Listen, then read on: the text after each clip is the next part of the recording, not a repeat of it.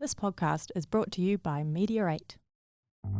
Welcome to the Two Cripples, One Pair of Legs podcast, where every fortnight, your hosts, Adam Sheppard and Natasha Price, take a long, hard look at the world through the eyes of two people who believe in grabbing life by the balls and squeezing tighter than Borat in a Mankini.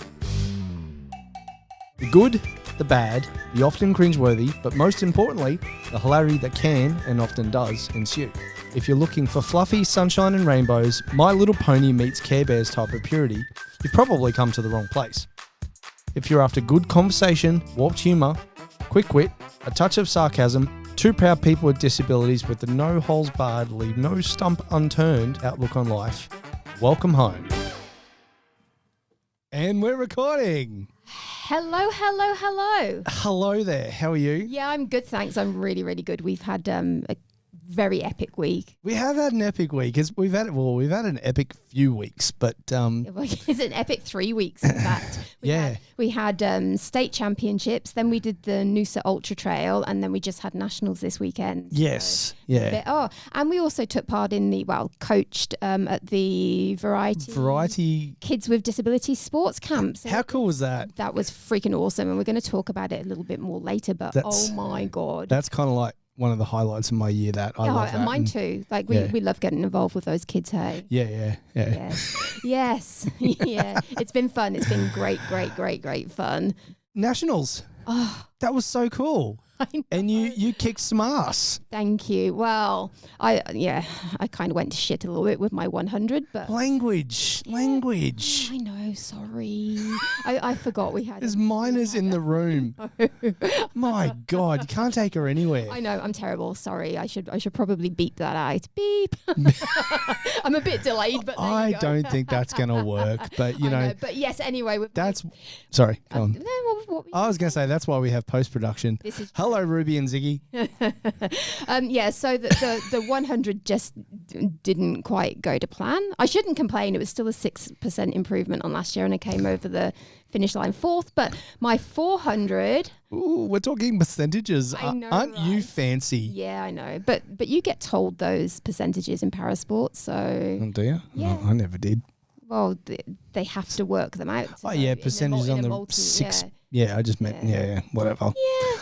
I'll just sit here and shut up. You're supposed to be a coach, aren't you? Yeah, I know, but I'm like, I work on time. I'm like, you were 3/100ths of a second quicker than you were last time. Yeah, except for the fact that I was 6 seconds quicker this time. I know.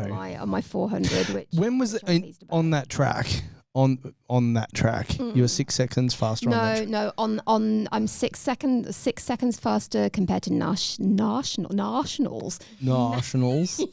So nationals to nationals last year. Okay, so 12-month period of time. On that track, it was a 4 second something improvement. Yeah, nice. 4 seconds. Yeah. Can I just say your coach is freaking awesome? Yeah, you're kicking goals. He's got a very big head. Look at the size of it. Needs a big hat. It needs a very big hat. Big hat. Hey, you know what? I reckon it's probably about time that we introduced our very, very special, awesome guest. Yes, All right, is. I'm going to hit the button. Hit the button. I'm going to hit the button. Do it. Is he going to get it right? The water cooler. The water cooler. So, we're really, really super, super lucky. We are. So today we've got the incredible teen para swimmer Montana Atkinson with us. I can't get your name out. Hi, Montana. Hi. So this young lady here is an absolute force to be reckoned with and has a huge future in the sport. And we're very, very, very, very excited to have her here.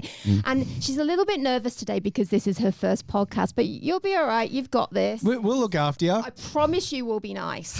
It's being live streamed, so if we don't look after you, then people are going to know about it. No, of course we're going to look after you. Are you 15 yet? Are you still? No, I just turned 15. Just turned 15. Yeah, well, My God. My God, this girl is making waves quite. I wish I remembered I don't even remember what I did when I was 15. No, I don't remember what I did 15 minutes ago, let alone 15 when I was 15. I was a rat bag at 15. I was probably. Oh yes, you were. I've heard stories. I was probably smoking and drinking somewhere, but let's not go into that. Yeah, let's not with the minor in the room. Let's not corrupt the children. Well, young lady, I think. Yes, I know. Let's not go with children. I wasn't referring to Montana. Okay, good. To possibly people who could be watching today, but there you go. Who's going to let their kids listen to this? Oh, well, they might have those watching Montana's interview because it's going to be freaking awesome. Yeah. And we're going to do our very, very best to behave ourselves and not use naughty words and stuff. So yes. If there was ever an episode of the Two Cripples, One Pair of Legs podcast that you're going to listen to and let your kids listen to, it'll be this one. Let this one be it. Yes. Yes. So, young Montana, man, it's good to have you here with us. So happy to have you here. To be here. You're here. I'm always here. Yeah. Oh my God. It'd be a problem if you weren't. Oh my God, it's been a big week. It has been a big Don't week. mind me. So when did you get into swimming? I've been swimming since I was like a newborn baby, but competitively I broke my leg when I was I broke my leg and I had to stop swimming. Stop swimming. Stop playing soccer. You were playing soccer. I was playing soccer. Yeah. So I had to I got told by the surgeon I'll never be able to play soccer again. So I haven't played soccer since. Yeah. So I moved to swimming to do as recovery, and I really liked it. Yeah, cool. So I just stuck to swimming and yeah, that's cool. Yeah, I suppose swimming in a lot of ways is, you've got the buoyancy and, good for mostly better on your joints. I'm not so sure about your shoulder joints and whatnot. But do you ever get any shoulder issues? My shoulders do get sore, but I don't have any shoulder injuries with them. Well, that's good. Have you had any other injuries? Yes, my calf. Oh, you recently did that, didn't you? Yeah. Yes. What happened? I got nearly a torn calf. I got a major strain in it when I was swimming. Yeah. Ouch. We actually weren't sure how I did it. I was just swimming. I know that. I was racing at the time, and I was struggling to walk by the end of the meet because how painful it was. So you didn't feel it go, or you didn't feel anything happen? I didn't feel it go. No. I just happened eventually throughout the day. Yeah, okay, just a stress overuse thing maybe, or something like that maybe, or not. Who knows? Yeah. Who knows?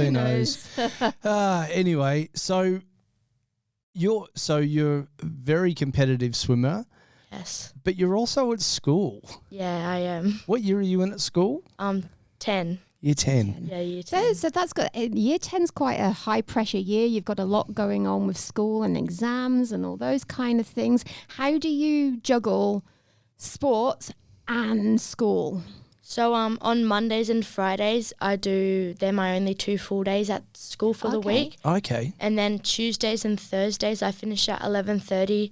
And then after that, I do either recovery, or I do running on my treadmill, a 3K run on my treadmill and a 30-kilometre bike ride on my bike. Awesome. And on Thursdays, I do a Pilates session. Oh, cool. And then on Wednesdays, I finish at 1:40 and do a private swimming session with my coach. Yeah, okay. Cool. So how many hours a day are you training altogether? 4 hours and above. Yeah. Okay. Awesome. Yes. Yeah. Wow. Yeah, that's a lot of training. That's cool. So your school's obviously very supportive of you and allows you to sort of get off school early and go and do your thing and all that stuff. Yeah, they are. Which is amazing. Yeah. And you had very similar, didn't you, when you were competing as a junior? Yeah, I was. It wasn't quite as cool as the situation you've got, but yeah. So I think when I was going through high school, you had to do. I think it was 6 subjects was what you did, but I was granted special consideration to do 5. Okay. So I got to do 5 subjects, which means that I got extra time I got a bit extra time, had an extra period where I could train or do whatever I needed to do as part of my. Did you actually go and do that? Yeah, of course I did. Are you questioning me? Yes.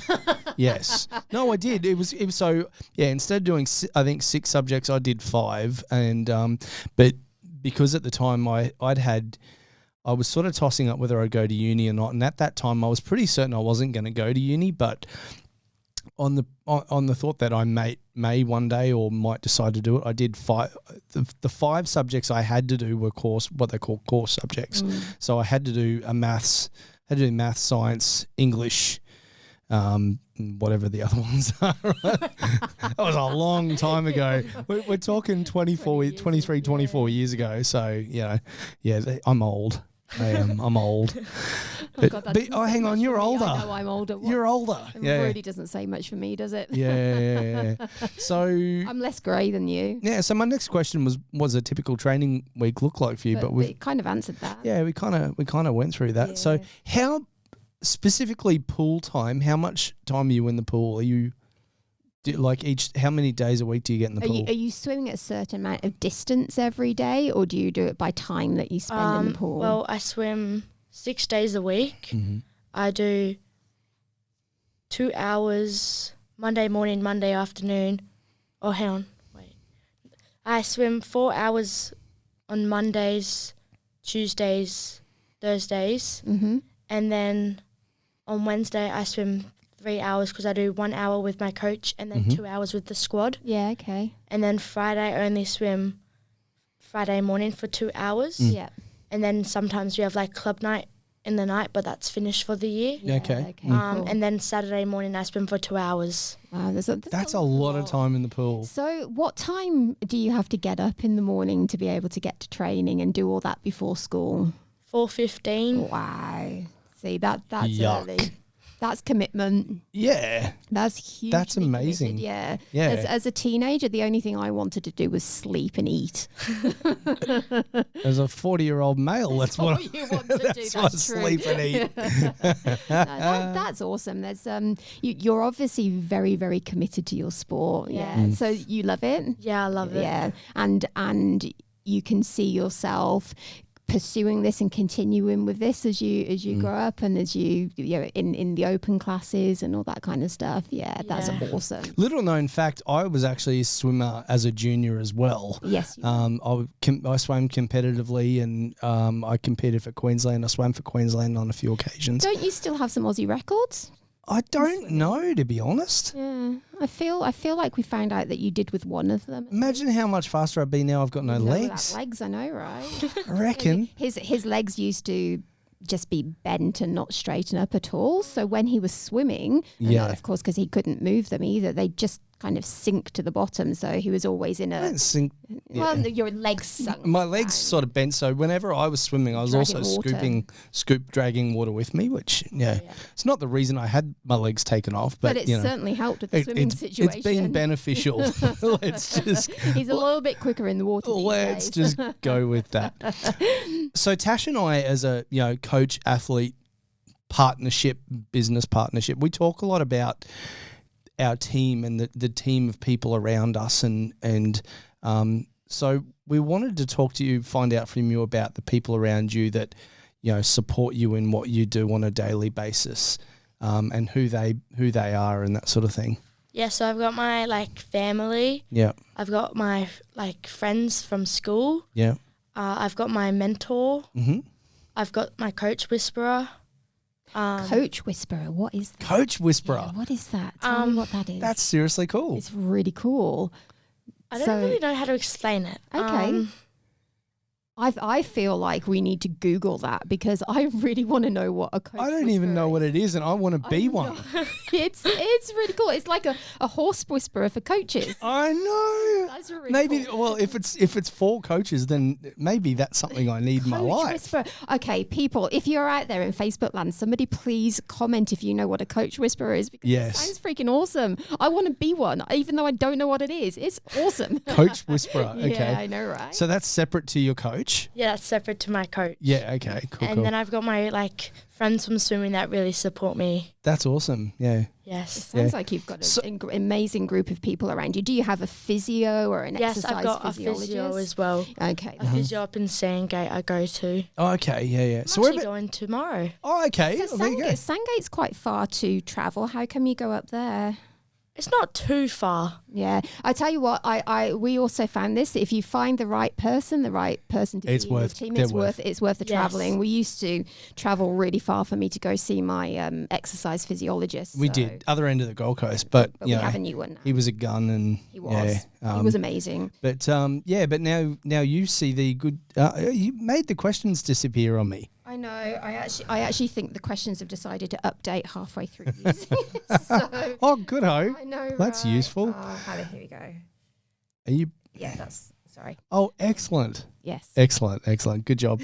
Yeah, but we've as your coach, I've sort of started to find a few things that we need to work on as far as just Yes. muscle and stuff with you. So we've been Tash has been going to see exercise physiology at the Runaway Bay Sports Centre. Oh, yeah. And they're at very, Gold Coast very, Performance very Centre. good. Yeah, very good. Atkinson Health. Hello, guys. If you're Hello. guys and girls, if you're listening and watching.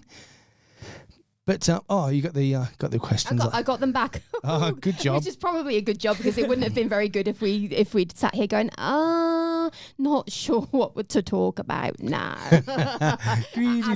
as has happened before when I've gone, oh, damn it, that's disappeared. You nearly said a bad I word. almost swore then, I know, and then I was like, oh, hang on, there's a youngster here. Youngster. You almost said child. No, I didn't. Young woman. Youngster. Youngster. Cool. So, oh man, I feel like I'm opening up a can of worms with this one. Classification.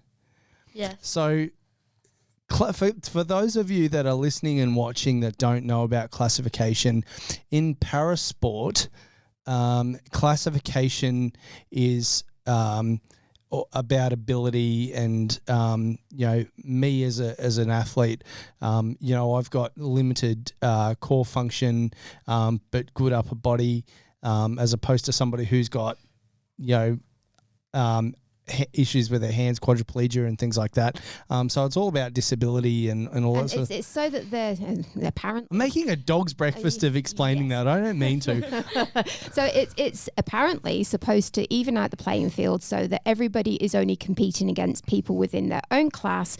It's against you're competing against the world record holder in your class. You're given a percentage against that, and then it's generally the person who has the highest percentage that wins that race rather than actually the person that goes over the finish line first. Yeah. And that's the case in swimming, athletics, or anything where speed is the aim of the game. And classification, it's about comparing like for like, so that your disabilities make it an even playing field, because obviously everybody's abilities and ability to use their body is very, very different. Yeah. So yeah, that's classification. So Montana, We'll get to the question eventually. Tell us what your classification is and what that actually means. Okay, so I'm an S14. Yeah. So the S stands for like swimming. Mm-hmm. So there's S14 and then there's SM14 and SB14. Okay. SM14 is for when you do medley, individual medley. Okay. Mm-hmm. And then B is for breaststroke. Okay. Okay.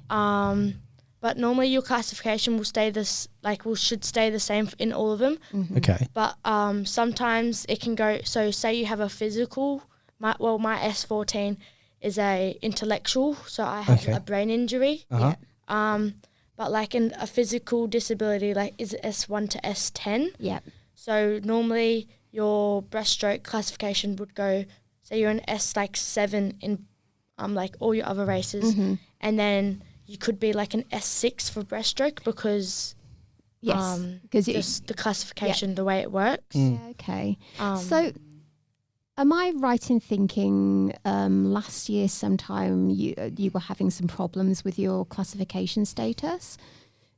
Or am I completely mistaken about that? You were having problems trying to get reclassified or something. Was that somebody else? Maybe, Don't maybe, know. Might have been somebody else. Might have been somebody else. I don't know. There's I know that there's been a lot of issues for people getting classified recently. So Of all the different sports, swimming classification, yeah, like and it's it's the same with me getting classified. We had so many issues getting all the paperwork together and all the things sorted. So 100%. Classification could actually happen. Yeah. Yes. Anyway, it's for those of you that don't understand the classification process. It can be interesting, and it's not always the fairest thing in the world either. Let's just say it's a complicated system of ropes and pulleys. Yes. I'm going to go with that. Ropes and pulleys. Let's go with that. Pulleys. Yeah, sounds interesting. Yeah, I know. I was just but I even like when I was swimming, I was lining up on the blocks that against people that could dive into the pool off the blocks. And I'm like, what is going on here? Like, Well, look at me as a T54. I've got limited core function because of previous quadriplegia and obviously no use of my lower limbs whatsoever, but I'm in the same class as people that may just have a part of their foot amputated, but yet the rest of their body works completely normally. So there's a lot of unfairness, but anyway, we're going to talk about that in a later part of the show anyway, aren't we? Okay, let's move on. Let's go with that. Okay.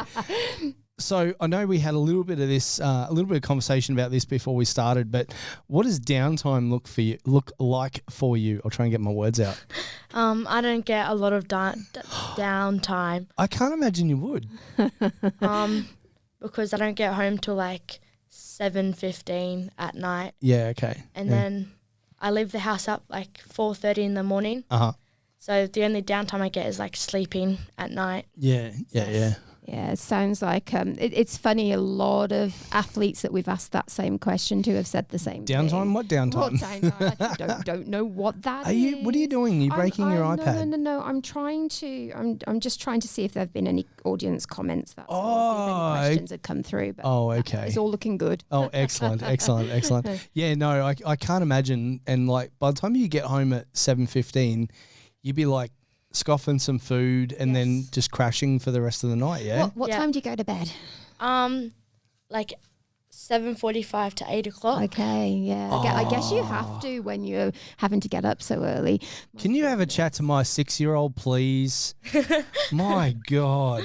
You need to tell Fletch that there is a 15-year-old that goes to bed far earlier than he does. Yeah, who's an amazing athlete, and because Fletcher's into little athletics in a big way, and he loves it. Hello, Ashmore Little Athletics, by the way. Big shout out to you guys.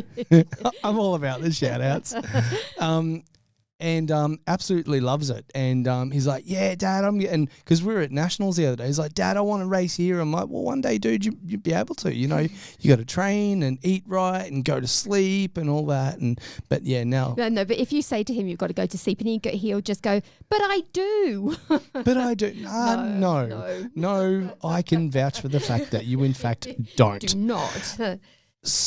Do you want to ask this next one? I'm gonna. Yeah, you should. One. As the current Gold Coast Woman of the Year champion of sport, I am going to ask the previous Gold Coast Woman champion of sport. How did that feel to win it? Was it extremely awesome? Because I can imagine, especially at such a young age, that was an amazing experience for you. Yes, it was like I was really shocked when I heard my name come out. I was like in tears because I didn't know how to react. I bet because it's an incredible feeling, isn't it? It was amazing. Yeah, and they announced the winners at a huge ceremony here on the Gold Coast at the Star Casino, and it's a big stage with it. Were you nervous? Yes, I was very nervous. Yeah, but you did amazingly. Well done. Like it's a huge honor, and I think a very, very deserving winner. 100%. Yeah. So we heard you speak at the 2022. Yes. When it was the year that you got yours. Yeah. And it was fantastic. So good. I know. You did such a great job up on stage. It was very, very motivating. Yeah. And I think that's probably one of the main reasons that they saw so much in you, because when I read your social medias, you are so level-headed and so inspiring as an athlete. I think that's a very huge props to you, because that's a lot for someone your age to be so focused and so determined. I think it's fantastic. When you look at other sports, not mentioning any in particular, but when you look at other sports and you know, young people your age in that sport and who maybe aren't quite so level-headed, yeah, it's awesome to see, and I'm very, very excited to see what the future holds for you, because I think, you know, I think you've got a huge future. yeah. I made that sound like we're going to finish the interview there, but we're not. We're not. We've got a couple more to go. We're not. Yes. So what motivates you? What makes you? Where did your motivation come Yeah, from? exactly what Tash said. My family and my friends. Yeah. Awesome. So I see that you're always posting like little quotes online, especially from that champion-minded thing, and I love all those little stories and stuff you post online. Does that kind of stuff keep you motivated? Yes, it does, seeing those quotes and kind of saying that I understand that, I believe in that, and I'm going to live by that myself. Yeah, I think it's fantastic. It's amazing when you find a quote that speaks to you. Like you just go, "Yep, that's exactly where I am in my head at the moment, and that's what I need to see today." I see those. I'm a quotey guy as well, and I don't post so many, but I am very much a quotey kind of guy. And yeah, yes, you are. Yes, you are. And okay, here's the big question. The big one. So all that motivation and everything that you're focusing on now, what do you see as your big goal, your ultimate goal? Where do you want all this to lead to? I want to make the 2024 Paralympics next year. Awesome. Yeah. And do you think you're at where you need to be in order to get there? Do you think that this is a real possibility for you? Yes, I think it is. I think it is too. I think this girl has got a huge future ahead. Like I said, I seriously can't wait. Like there's just some athletes that you meet that are just good people as you are, and just really, really excited to see what's in your future and what the world has in store for you. So congratulations on everything you're doing. We are certainly really, really proud of everything you're doing. You've got age championships. When's that? Next this Friday. This Friday. My Oh gosh, that's it. So your mum was saying before you've got 2 whole weeks of competition. Yes, yeah, I do. Wow. So how many different events are you doing? I'm doing 7 for age, and then I'm doing 7 or 8 for opens. Okay. Yes. Awesome. So will you have multiple swims in a day sort of thing? Or? Yes, so I'll have 2 to 3 swims So I have like 2 to 3 heats in the morning. Yeah. And then I'll have like finals in the night. Okay. Wow. That's a lot of work, hey? Yeah, so I'll probably have like 6 races overall in a day. Wow. Yeah. That's a lot, and that's a lot of adrenaline and a lot of energy. That must be exhausting. Good on you. I've I watch the Olympics, I watch the Paralympics, I watch swimming championships, all that sort of stuff, and you see these swimmers that will do like a IM or what 50 IM, or I don't know what the distances are. You tell me. 200 IM. 200 let's go with that. 200 IM. Yep, 50. Yeah, 200 IM. That makes total sense to me now that I say it. But then they back up like for an individual 1500 or whatever, and that just is amazing to me. I mean, incredible. I know we're long distance, but long distance swimming. Yeah, that's. So what are your distances? So I do, let's say, 100 fly, 200 IM, 200 free, 100 back, 100 free. That's a lot. Yeah, that's awesome. Yeah, my main events. Yeah, awesome. Which one do you enjoy most? 100 fly, 200 IM, and 200 free. Okay, nice, cool. Awesome. Let me ask you a really, really random question. you get lumped. I'm saying breaststroke. Breaststroke. Definitely not. Definitely not. No.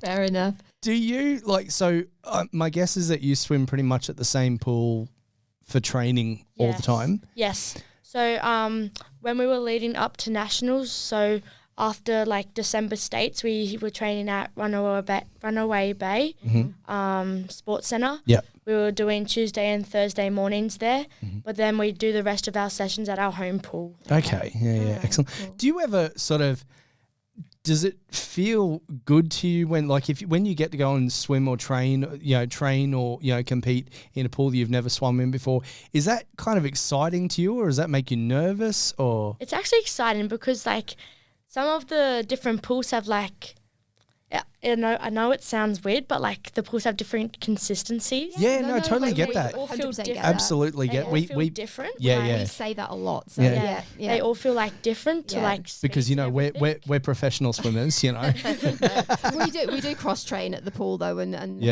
do a totally like we really enjoy. Well, yeah, I really enjoy the Pimpamar 50 meter pool because it feels easier for me to swim in than other ones. But I get to Yeah. 25 and feel like I'm gonna die. sink. So yeah. Yes, but anyway, so I totally get that. I think we've stayed on time with the interview for once. We are right on 30 minutes. Hey. Right on 30 minutes. See, that's because you were such an awesome interview. Great job, Montana. Thank you so much for coming in today. We've really, really enjoyed having you on. How do you think your first podcast went? I think it went very well. Yes. Thank you. Excellent. Yes, we So, think so. I think if you're up for it and you're agreeable, maybe in a couple of months after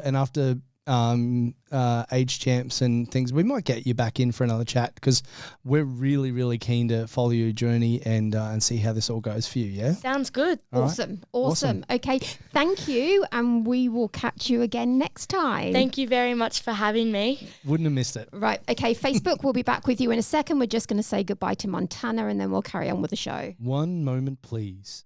Excellent. Alrighty. Well, hello again. I know. How cool was that? That was great. It was so nice to have Montana in, and good on her because it takes a lot of courage and a lot of guts to come along to something when hang it's out with us two I know. reprobates. Especially at that age. And oh my God, I have got to say, I really struggled to, not swear and stuff there. I know you did. I know. I mean, I've got Mr. Six at home, so Yeah, I know. yeah. I mean, that doesn't mean anything because I've been known to. I know. Hey, I have heard you really kind of let loose in the car, especially. I don't. Okay. I have to segue with a little story. Actually, I might have already told this story, but I'm going to tell it again because whatever. But do you remember that time I think we were going down the highway, we were going down Smith Street or something like that, and an ambulance was coming up the outside, and there was this guy just sat, and he was like a brick in the middle of this lane, and we'd picked Mr. Six up, well, he's probably Mr. 4 or 5 at the time, and he was in the back of the car, and it's not that I'd forgotten, it's just I had a momentary lapse of fatherly... It wasn't that long ago, so probably Mr. 5. Mr. 5, okay. And this ambulance has lights and sirens and horns and stuff, and this car is just sitting there.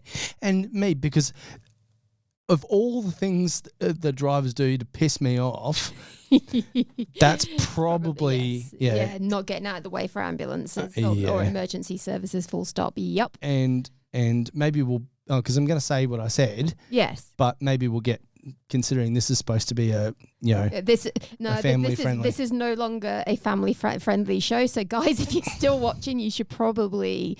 All right, I'm gonna be nice, but I was like, get out of his way, you fucking idiot. And I looked back and Fletcher's looked at me going, wide-eyed and yes. It's like, I didn't know Daddy knew words like that. Oh, yeah, right. Didn't know Daddy knew words like that. I'm pretty sure he knew words like that from the time he was about 3 months old. Look, put it this way. If you're one of these people that chooses not to get out of the way of emergency services vehicle when there are lights and sirens, and I'm around, you're going to get it from me. You are going to cop it. So just be warned, because it is my pet peeve. It is your pet peeve. I mean, I have a few. Your pet peeve is probably just being in the car driving, full stop. I love driving. Driving is my... Your personality changes. You were like, I know I said this to a cop. You told a cop that yesterday. Yeah, but a cop who is our friend. Oh my God, he's going to be looking out for me now. I said I'd help him. No, but in all seriousness, it's not like you drive like a moron or anything, but you get a little bit more Animated? Well, animated and less. You are like the most laid back person I know until you're in a car. And the second you get in the car, it is on like Donkey Kong. But I mean, I get vocal, but I don't go like hanging out the window abusing people or anything like that. Or no, you know. you just stay within the window abusing people. Exactly. That way, it's my emotional release. And it affects nobody else. Well, it affects nobody else, huh? Well, it affects whoever's in the car with me, but... anyway, shall we move on? Yeah, let's do it. All right, what are we doing next? Social media takedown, I think. Alrighty.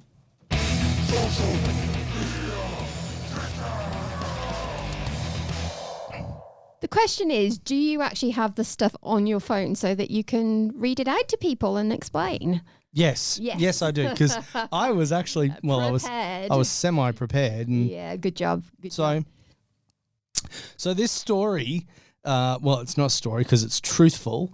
But we were at a local hospital, and take that information as you will, and make up your own mind about who and where that might be. And if you follow us on social media, you'll know about it because,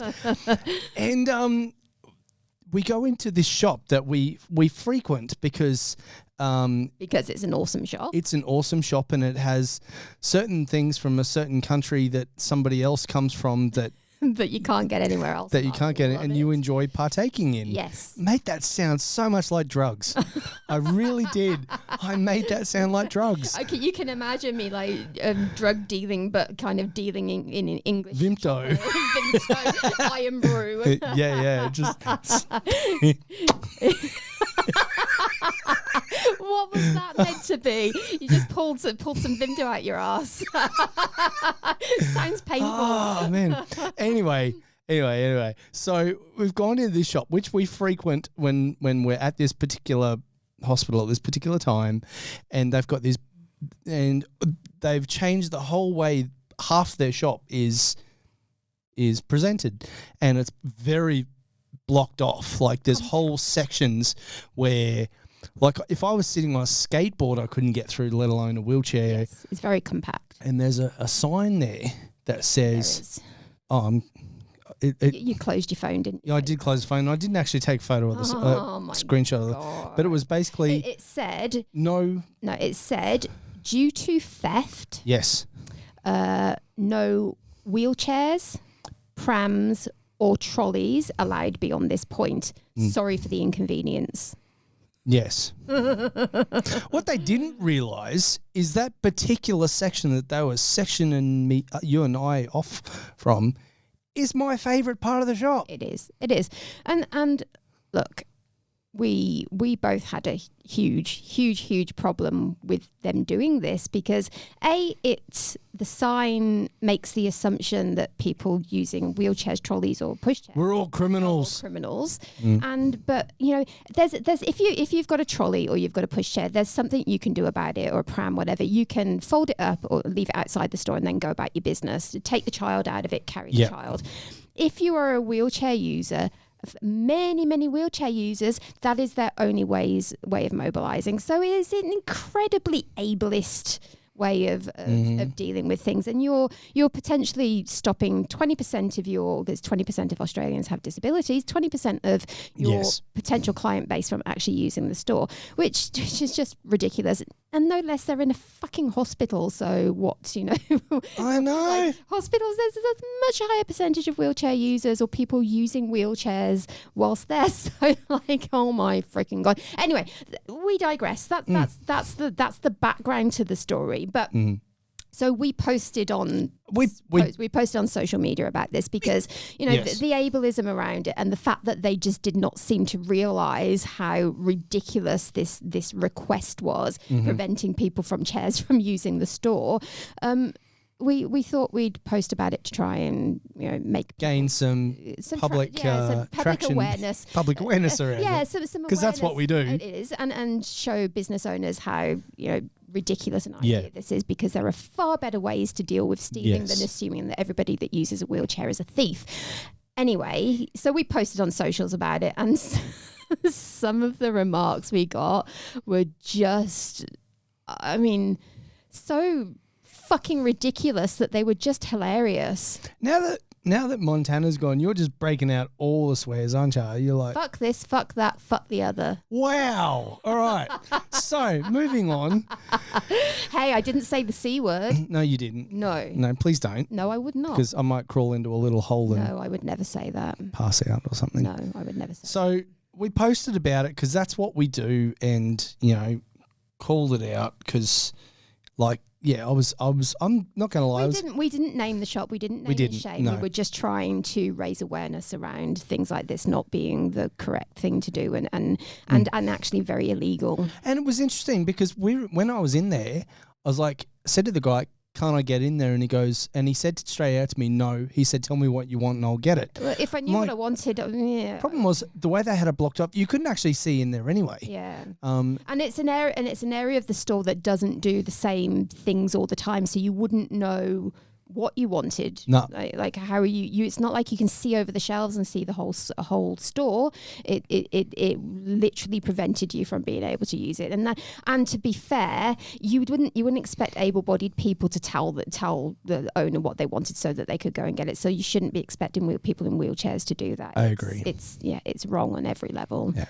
But anyway, we move on. We digress. So a person who commented on my post whose name bears a striking resemblance to a 1980s, 1990s, 2000s Canadian rock star.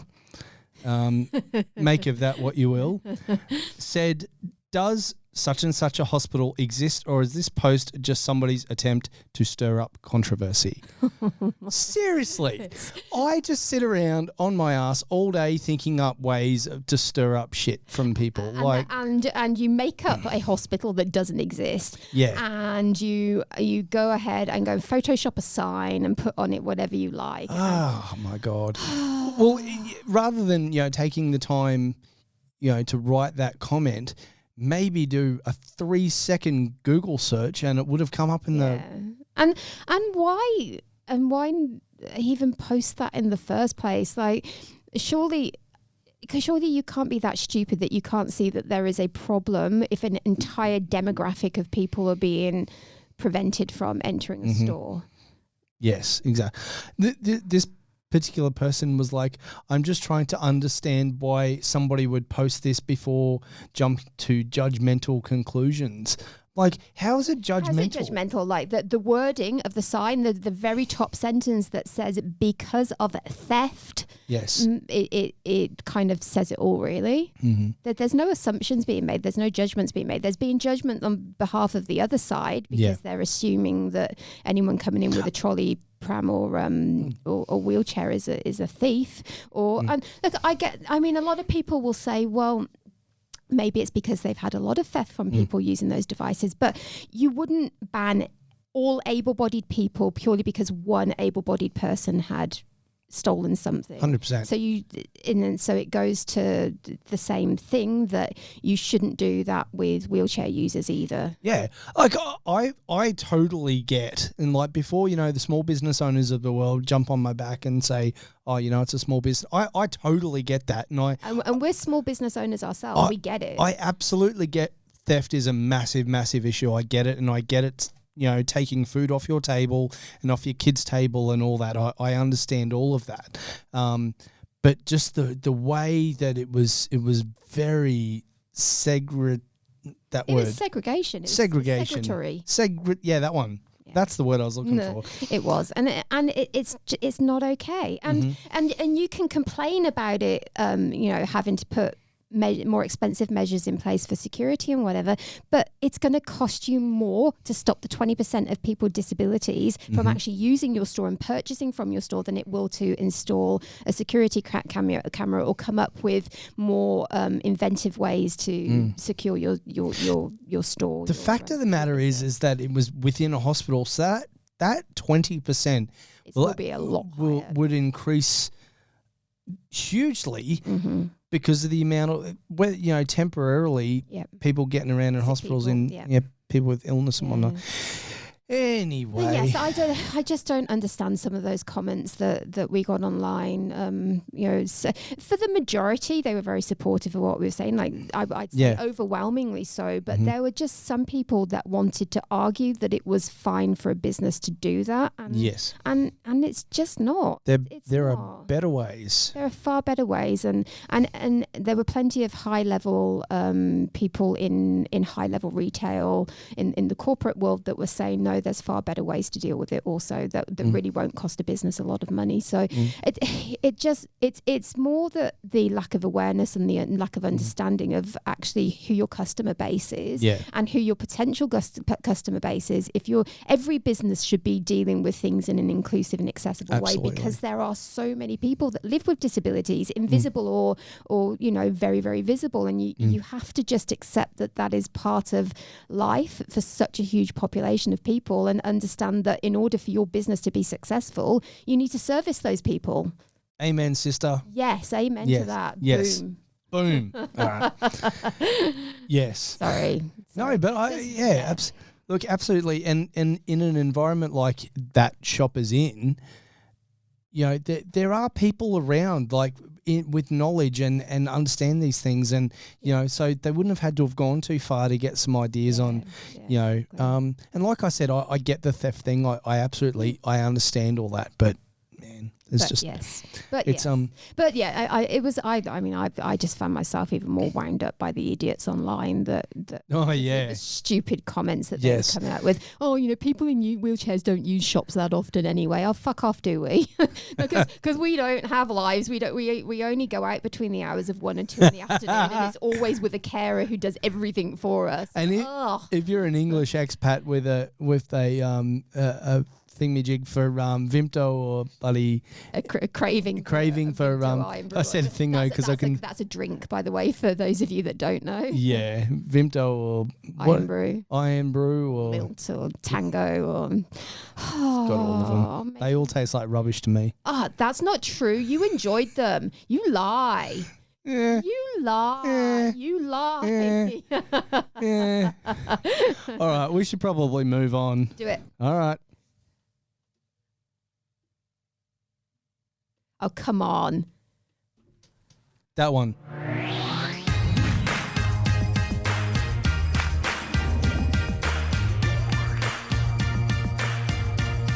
It's tomorrow another day.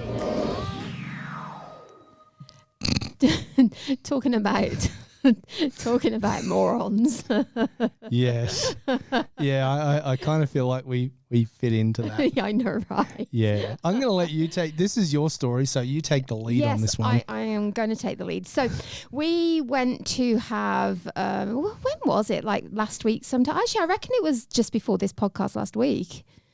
Yeah. Yeah, so we went to Ashmore, Arundel. Which one is it? Arundel. A shopping centre. Yeah. And there's a coffee shop. Hello, good people of Arundel. Hi there. Oh, by the way, there's an incredible barbers there. I know. The Beret. The Beret haircutters. They were working. So sorry, I know this is completely digressing, but I want to give these guys a shout. Yeah, 100%. Really incredible business. And I'll post some stuff on socials because we took a photo, didn't we? Yeah. So this guy here is a veteran. Yes.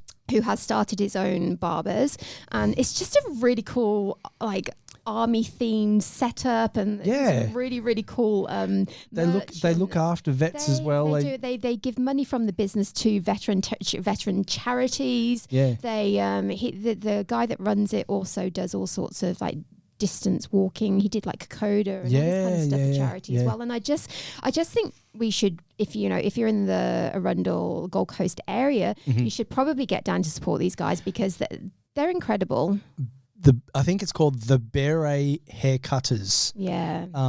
So it's in the Arundel Mall. Arundel Mall. Not to be confused with Rundle Mall.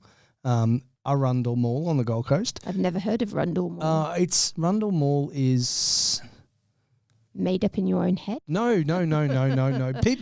People know Rundle Mall. It's either, is it Sydney or is it Adelaide, I can't remember. Okay, well, It's in which case it's going to be really hard to confuse. It's a long way from here. It is a very long way from here. I mean, if it was a good haircut, you might travel, but, you know. Really? That's probably pushing it. That's probably pushing it just a little bit too far. All right. Anyway, so there's a coffee shop. I'm completely digressing here.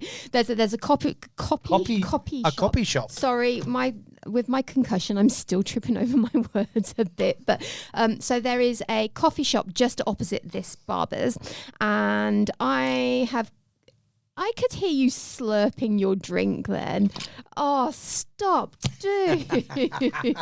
Completely lost my train Sorry, of thought. everyone. I completely lost my train of thought now. Coffee shop, dude. I'm at the coffee shop ordering a cuppa whilst you've gone to the bathroom, and just pushed over to a table, sat there waiting for my cuppa to be brought over. And there's this older dude sat behind me at a different table eating food. And excellent. He's kind of looked over to me, and I could see that he kept looking at me every couple of seconds. I'm like, he's going to say something soon. How you doing? Oh God, no! Thank God. And he's just he's looked up at me after a few minutes and gone, "Hey." I'm like, "Hello, hi, hello." "Hey, you're a bit young to be in a wheelchair, aren't you?" You're right. I'm going to get up and walk out of here. I'm like, oh my friend, you would be shocked how it's either, and I hate this one as well, but you're too pretty to be in a wheelchair. You're too young to be in a wheelchair. Like, what the fuck does that mean? Like, seriously, anybody can use a wheelchair. Crippledom happens to anyone at any time. It doesn't discriminate. It No. can happen from childbirth. It can happen at Childbirth. at birth. At birth. Well, Yeah. not. Yeah. When Yeah. when you're born. Yeah, that Yeah, thing. it can happen from birth. From birth, yeah. Oh God, I give up. It can happen from birth. It can happen at any age. It can be an accident, an illness. Anything can cause it. So, fucking age has got bugger all to do with it. Looks have got bugger all to do with it. It's like, oh, you're too pretty to be in a wheelchair. Like, oh, what really? Like, what the hell? I mean, apart from anything, that is the most ableist thing I've ever heard. As if it's only fucking ugly people can use a wheelchair. What the hell? I've had people say to me, "Oh, you look too healthy to be in a wheelchair." I'm like, well, what's it? I work my ass off to be healthy. Yeah. healthy, and I mean, I'm not the healthiest I could be, But but also- I work bloody hard at it. But also, disability has nothing to do with health either. No. Like it may do when you're elderly, but as a younger person, a disability can be very, very separate from a health condition. Yes. You may have had an accident which has caused paralysis, but you're otherwise very, very healthy. Or you could have some awful bloody disease that has a lot of consequences left, right, and centre. And one of those is that you're having to use a wheelchair. You don't know people's life story. Yes. You cannot judge a book by its cover in any shape or form, in any aspect of life. And just because somebody looks fit, just because somebody looks healthy, also doesn't necessarily mean they are fit and healthy. Can I just? I'm going to digress for a short second here. Go on. Well, The notes that we write for the podcast, like, because they're for us to understand, like, know what we're coming up next and what we're talking about. And for this one, you've got old fella saying you're too young to be in a wheelchair. Old fella. Well, that's my prompt to me to remember to say that he was an old dude. Not that it makes any difference, and that's being very ageist of me, but generally those comments do come from... They do. I say that. Actually, that it happens sometimes from younger people who should know better as well. Yeah, well, you've had that as well. We've both had that. Yes. Yeah. Yeah. Yeah. There's a lot of assumptions, hey, Yeah. when it comes to disability, that people make all sorts of assumptions. You know what assuming does, though? Makes an ass out of you and me. Damn it, you stole my line. Ha, ha, ha, ha, ha. I mean, there's a lot that makes an ass out of you, but, let's not go there. Yes. Why do you keep looking? Oh, it keeps catching my eye. I think. What is it? So, did you have Astro Boy when you were a kid? Yes, I know what Astro Boy You know what is. Astro Boy is? So Yeah. in the corner of the window here, behind the amazing people that do all this amazing stuff to make us sound half decent, there's a little Astro Boy sticker in the corner of the window. And it's like Astro Boy's peeking up behind the window to look at us. Ah. You won't be able to see it No, because I it's can't, hiding. I but, can't even see the people behind sure. the window, let alone. But it's so cool. Astro Boy wasn't Astro Boy like something in the 90s and 2000s though, not when we were kids? No, it was when we were kids. Oh, okay. Yeah, it was like 80s. Yeah, 80s and 90s. Astro Okay. Boy. I don't remember it in the 80s. Yeah. There you go. I mean, I don't remember it being out later than that, but I could be Astro wrong. Boy. I'll show you some photos later. Yeah, I'm Astro Boy. probably thinking of something different. Astro Boy was cool. He wear these red shorts, pants things, and Sounds really cool. he had jets in his feet, and he'd like and yeah, Okay. yeah. It was seriously cool. But yeah, no, Oh, yeah. Astro Yeah. Boy keeps looking at me, so I'm just like, yeah. So that's why you keep getting distracted and looking over there. I'm getting us. Because of the sticker. You and I are getting Astro Boy shirts. I'm gonna get them organised, and we're gonna wear them on our next episode. Why? Oh, just because it's cool. Just because you wanna. Because it's cool and I can. What other reason do you need?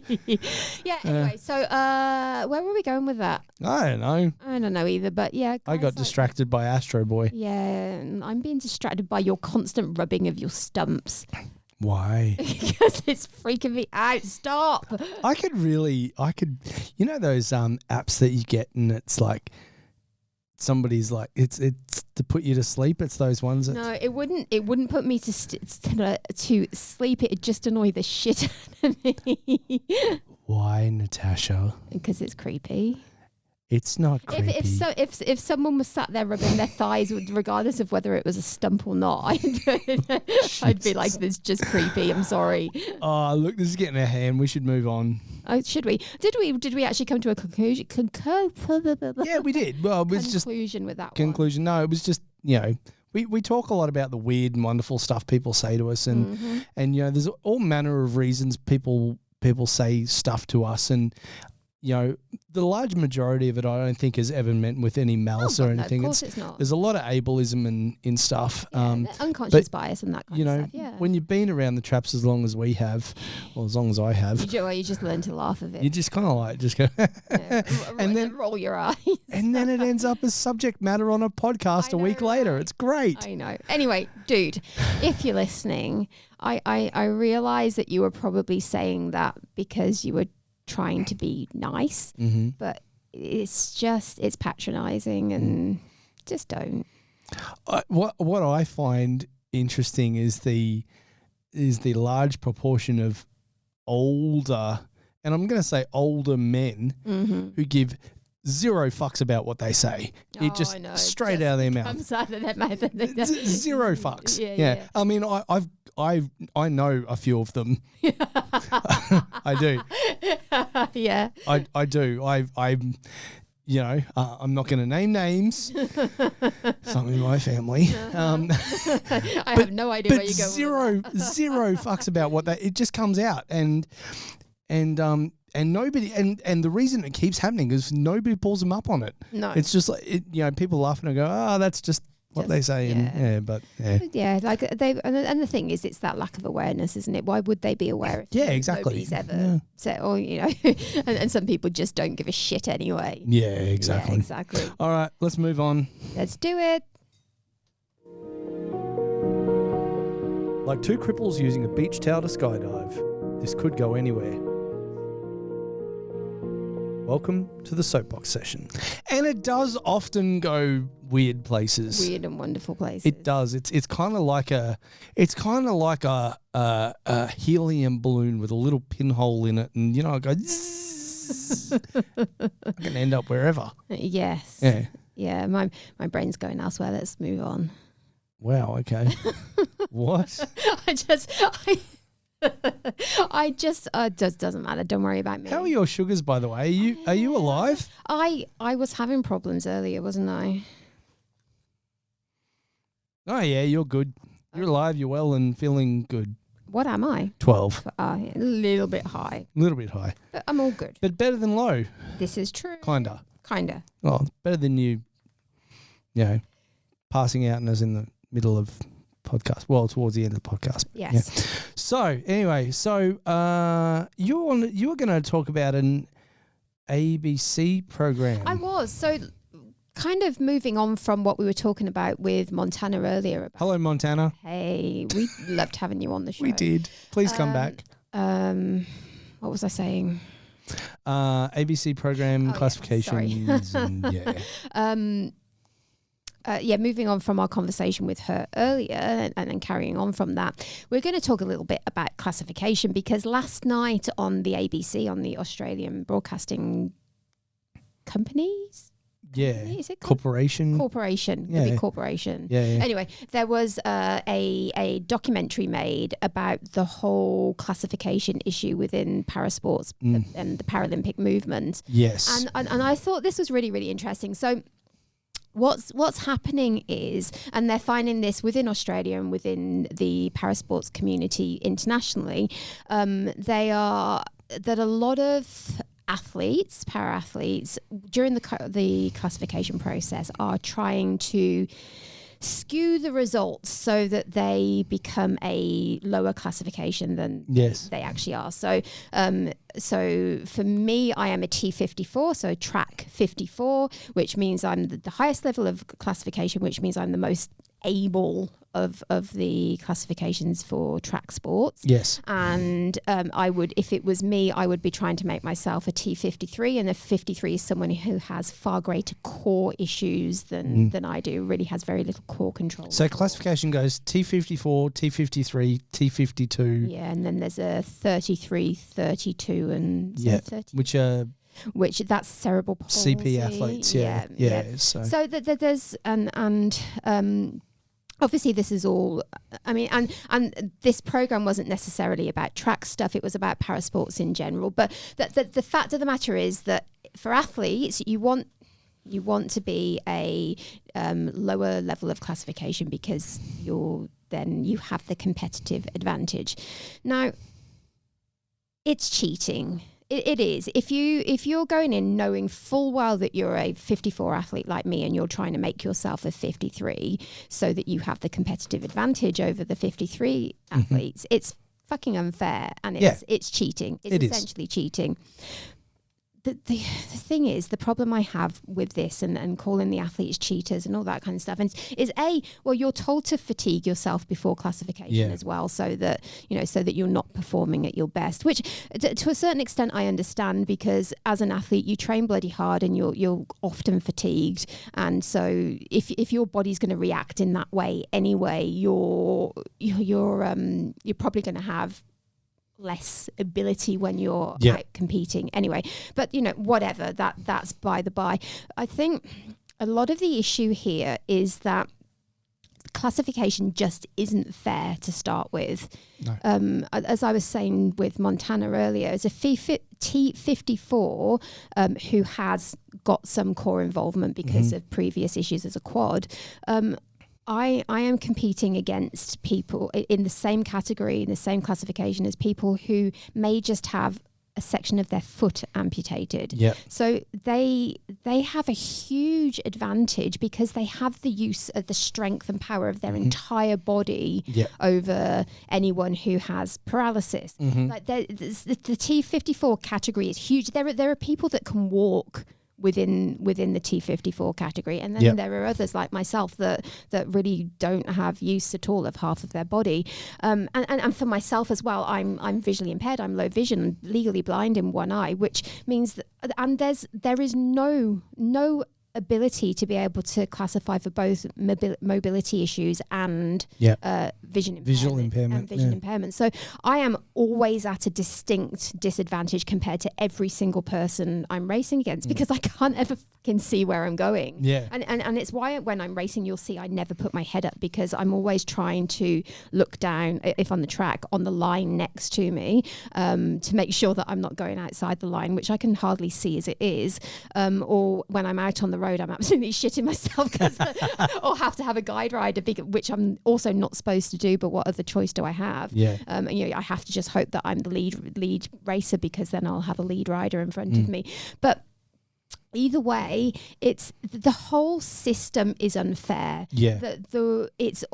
Everything is based upon the judgment of the classifiers. So whoever's making that judgment and doing the classification on the day may have a different, and yes, it's about tick boxes and all that kind of stuff, but they're going to have different views about a person's ability to another classifier who could be much stricter or much more stringent with the rules and not take into account other bits and pieces.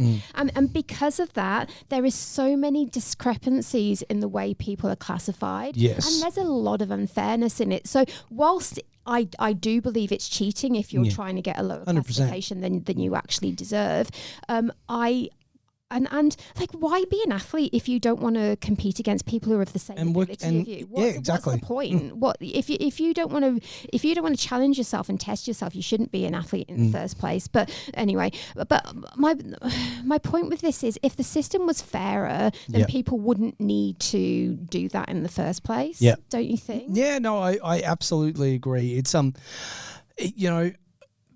I think I don't know too much about about classification in a lot of other sports. From my knowledge, we were saying to young Montana before, swimming to me is by far the slippery slope as far as, Well, yeah, I mean, because you're seeing short stature people racing people with paraplegia, racing people with it's like I was really weird. I was raised, like I said to Montana before, when I used to swim many moons ago. And I was swimming alongside dinosaurs. No, not really. What, me with my short arms you. and a T-Rex? I used to swim against people that were freaking diving off the blocks, for God's sake. Yeah, which I have no legs. I mean, I did back then, but they were useless. Yeah, they were useless legs. They were useless. But yeah, no, look, the system is not perfect. I mean, it's what we've got. It is what we've got now, unfortunately. I mean, what you were saying about discrepancies in, classifiers and stuff. I mean, in every classification scenario that I've been in thus far, there's been multiple people involved, and I think that's probably where where they gain some clarity around things, is because you've got multiple people with different experiences and looking at different things, all looking at what you're doing and stuff. But which is fair enough, but at the same time, there seems to be a lot of people getting through the cracks and managing to cheat the system. Like I was reading about, after having heard about this TV documentary about an Australian cyclist who had an accident, and he was obviously able to become a paracyclist, but he had improved to the point where he could go from riding the 3-wheeled trikes to a 2-wheeled bike. Wow. And he was going out on the weekends and winning competitions on his 2-wheel bike, and then the rest of the time walking around with a limp, pretending he had a limp, so that he could ride his trike and go out and win those competitions and reach in much higher levels and much higher times and speeds than everybody else. So there are very obvious ways, and that is a very obvious cheating. Like that's ridiculous. If you're going out and doing that, you've got a problem to deal with, because you are that competitive and that desperate to win that you even want to beat people who have clear disabilities just so that you can. And what's the fun in that? I mean, I get the drive to win. I do. I understand the drive to win and all that, but but don't you want to be fair and compete? Who'd want to live the rest of their lives knowing that they reached that level, but they didn't really falsification? Yeah, but they didn't really. They didn't. Just I will never understand a person that is that desperate to win that would make them do that. But so there's obvious ways of cheating the system, and the checks and balances can't be enough if people are managing to get away with shit like that. Like, he was winning big competitions on his 2-wheel bike. Yeah, and apparently, very, very, very clearly able to do that convincingly. And then still going off and competing in para sports. It's just, where's the Where's the checks and balances to stop Yeah, that from 100%. happening? But like I said, I don't feel there would be such a need for it if the classification system was fairer in the first place. Yeah. If people really were, I mean, you can't say that, certainly in track sports, that having the 3 different classifications or you know, 5 or 6 when you take into the CP categories as well, that it's fair, that there's enough different. If you're going to do multi-class racing anyway, which is what I was talking about with Montana earlier, with the fact that you're actually winning based on the percentage against the world record holder within your classification, it actually shouldn't matter how many different classifications there are. That it wouldn't be such a bad thing to open the field up a little bit more, so that it is in fact just a little bit fairer. Yeah, it's almost like, you know, with physical disability in any case. So it's almost like it would be good if they had some kind of scanner. And this is just me thinking outside and going very high tech, like some kind of scanner that you would get in, and every athlete would get in this thing and do the exact same motion, and it would scan. It was almost like heat to see what muscles were being activated and what weren't. What wasn't. What weren't. Oh my God. True. Actually, here's a controversial one. Ooh, I like controversy. It's gone. You can't remember now? No. Oh yeah, the thing where there's this whole movement at the moment for or lack of movement, bumpity bunch, where they're saying that every single athlete, able-bodied or otherwise, should be classified, and then you win based on percentage, so that the able-bodied and non-able-bodied athletes, the athletes with disabilities, can all compete together on an even level playing field. I mean that's kind of how multi-class works now, exactly, isn't it? But exactly. it would just it be would include all athletes, able-bodied as well. Yeah, it'd be. And that would also mean that things such as, you know, arthritis and other conditions which affect mobility could also be taken into account, because at the moment it's paraplegia and mobility from a neurological standpoint is taken into account, but none of those other things which can affect mobility are. Yeah, so, fair enough. Yeah, I think it's a conversation worth having. I agree. Yeah. Anyway. Cool. Yes, that's our what was that? Soapbox session for the day. My God, my brain isn't good today, is it? Yeah. No. All right. Anyway. All right. We should move on. Final segment. Oh, I am I'm looking forward to doing this. Yeah, one. this one's yeah.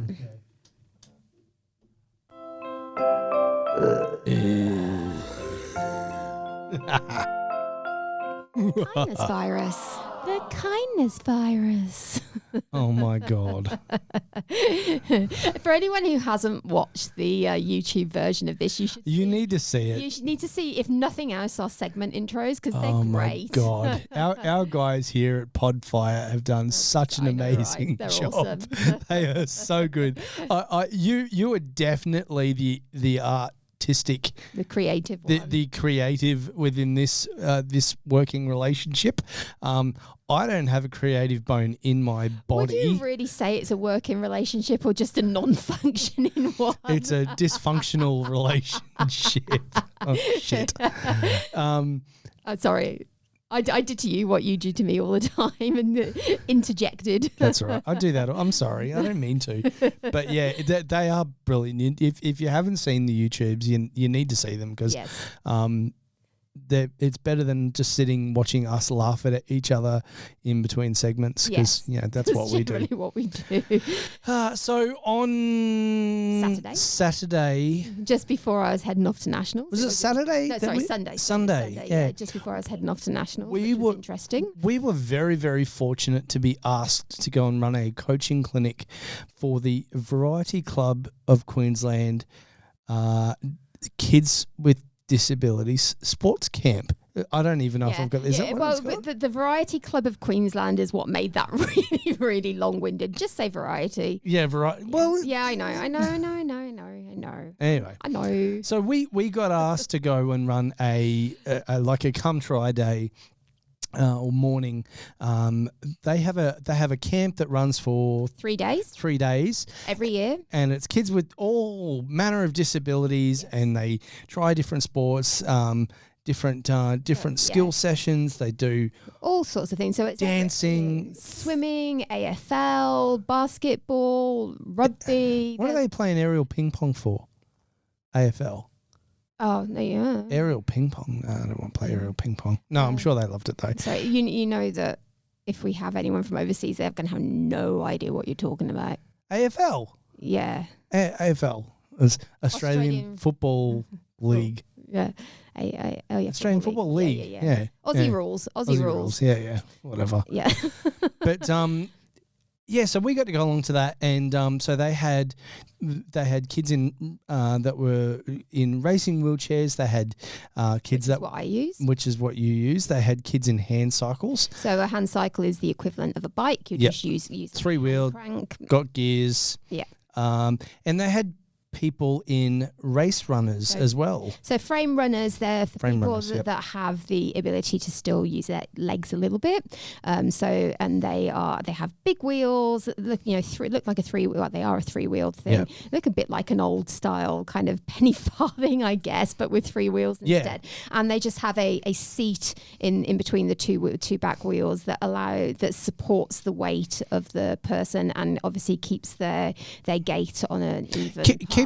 Keeps their weight supported, but they still use their legs to run. To run. So it just supports them, which is really, really cool. So we had awesome. And it's a pretty new sport, certainly in this country anyway. Yeah. So us along with the team from Now I Can Run. Yes. Hello guys, if you're listening. Hey, Amy. We got involved in that. Now it's so much fun. Like we do this camp every single year, and for a start, there was around 75 kids this year. Yeah, there's more and more. There were about 200 people on the track with us. People trying, long jump, high jump, or track running, or shot put, discus, all the different the sports that people with disabilities can try. Yes. The volunteers and the people not hurtling. Hurdling is not a good wheelchair sport. No. It's not a good sport for anyone that doesn't have great leg mobility, that's for sure. And just the volunteers and the people that come along and the guys that organise this camp are just such good humans. Abby Brass, you are a bloody legend. And Sam Wakeley and Steve Wakeley. Sam and Steve Wakeley, yes. You guys are just fucking legends, hey? Yeah, and we know that it doesn't stop at those three. There's a huge team there. Jesse and there's a lot of people. You've got Luke out working on the camera. Bellsy, g'day mate, hello. Bloody legend. Look, from Burls Photography, I just think that we need to give a shout Julian. out. It's a shout out from Local Hire. Local Hire, yeah. I just need to give a shout out to all these guys because they're doing such an awesome job to give these kids with disabilities a good go at things that they may not otherwise have the opportunity to try to build their community. Yes. They have Paralympians involved. They have, people that are visible with disability within the Australian community come along, travel from a really, really long way here to the Gold Coast to come and try out sports, to answer quick kids' questions, to act as mentors. They do, there's talent shows, there's socialization, there's all these different things where these kids get to give this all a go along a group of their peers. So they're making new friends. They're taking part in social activities that they may otherwise feel excluded from, sadly. There's been a lot of cases where we've been told about kids being excluded from sports in school, which is, because the school has felt inequipped to deal with it. Yeah. And it's so important that days like this take place. And this has become one of the biggest camps in Australia for kids with disabilities to actually come along and experience this wonderful side of life, but also get the opportunity to see people that they can see themselves in. And visibility is so important. You and I often use the phrase, if you can't see it, you can't be it. Yeah, exactly. And there are so many kids out there from all different corners of Australia that don't get to hang out with other kids with disabilities, and don't get the leadership they need from people within their own community, because then they're sadly so far away from it they don't get exposed to it. And able-bodied kids growing up, they have those peers, they have that mentorship, they have that, and whilst people might think, well, why aren't the disabled kids just looking to any other people for leadership? That's all well and good, but it's really important that you can see when you have the unique situation, the unique experiences that we have, that you can look to other people who have experienced that in life and go, oh my God, I can still do that despite the things I'm going through, or despite this, despite that. It's very, very hard to feel like you have motivation and a future and you can set these goals when society is set up in a way that makes you feel like you're not necessarily capable of doing that. And that's the whole reason we do these kind of things, because it can make such a huge fucking difference. Excellent. Anyway, like, huge fucking difference. Sorry, it's all right, I'll forgive you. Are you gonna carry on? Oh no, I'm sorry. I was just laughing at you. Okay. Huge fucking difference. Sorry. That's what I do. No, but look, Steve and Sam, Abby, Morgan, Julian, Jesse, and all the team involved in that. You guys are bloody legends, and we are so thankful to be involved in that group. I've got to say, the kids themselves are just little legends. Hey, aren't they awesome? They're honestly. Oh, we have so much fun. They are the best, and they're just going out there and giving it a go, and there's no fear, and like Lily Grace and hello Lily Grace Bradley. She's a little superstar. If you guys might know her, she's on a show on Channel 10. Is it I can't think what it's called, but anyway, Juice. I can't remember. I can't remember. Anyway, she's a little star on a Channel She's 10 awesome. show, and there's so many kids with just the greatest little personalities. It's so wonderful to see them come to life and just have the best time at this camp. So if you get the opportunity to support Variety in any way, shape, or form, please do, because we're fortunate enough that we see firsthand the amazing the impact that these camps have, and the amazing work that they do. They don't just run the sports camps. They're also they have a Braille choir. A Braille choir? I didn't know so about that people with visual impairment get the chance to read music and go out and sing and that kind of stuff. And that it's the work they're doing is truly phenomenal within not just the disability community, but for disadvantaged kids overall. Seriously, guys, look into them. Look at what they're doing, because they deserve a lot of support. Yeah, absolutely, and they're never short of they're never not looking for people to help out on the camp as well. So if that's your jam and you've got a few hours or a weekend or a few days free, get in touch with them and it goes every year, usually kind of last weekend of March, first weekend. No, they're expanding them out. There's one up north, one up in Townsville. They do a little bit later in the year, so that they are expanding. So guys, look into it. It's so much fun. It's honestly so much fun to be involved with. I think that's a wrap. I think so too. We need to, because we're kind of running out of time here. But that was awesome, Montana. Man, I'm keen as to get her back in. Yeah, absolutely. Follow her journey. So Montana Atkinson swimmer. Yes. On Instagram. Yep. Look her up. Follow her journey. She's amazing. She's just a good person, and we're really excited. Big future. Yeah. I see. As an old has-been athlete myself, I see people like her and your good self. I'm going to put you in this as well, because I'm a nice guy and all. You think, what, the future of parasport in I'm not much of a future at my age, but there you go. But the future of our sport, when you see people like Montana, that the future of parasport is bright. Yes. When you got people like that coming through. Cool. Right. Well, we will catch you next time, guys. Get on socials. Follow us at Invincible. I was about to say Invincible.